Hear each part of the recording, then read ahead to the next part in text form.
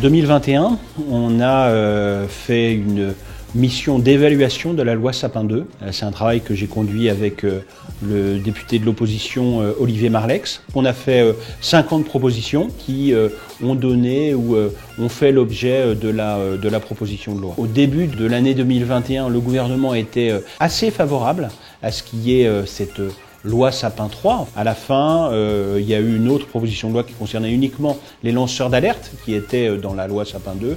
Et donc seul ce volet-là a été débattu et voté au Parlement. Il y a la nécessité en matière de lutte contre la corruption de continuer à avancer. Le risque par rapport à il y a 5 ans s'est considérablement aggravé, notamment avec le quoi qu'il en coûte, le fait qu'il y a de l'argent public qui a été déversé massivement auprès des collectivités locales. Il faut rappeler que 80% de l'investissement public concerne les collectivités locales.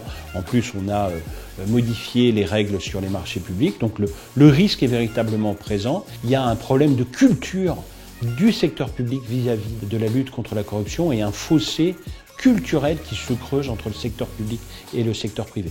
Donc les axes d'amélioration, ça concerne le secteur public. Après, il faut qu'il y ait une évolution de l'ensemble des institutions de lutte contre la corruption. Moi, je suis partisan à ce que l'AFA devienne véritablement une autorité administrative indépendante et qu'elle fusionne avec la HATVP et puis qu'on redonne parallèlement que ce sujet de la lutte contre la corruption soit au cœur des politiques publiques et qu'elle soit portée de manière beaucoup plus forte au niveau du gouvernement. Il faut qu'on porte ça au niveau européen.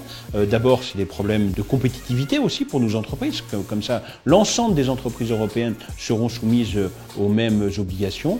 Et puis, ça permet d'avoir un effet de levier et que le modèle européen, puis français, puis européen, puisse ensuite être exporté à l'ensemble du monde.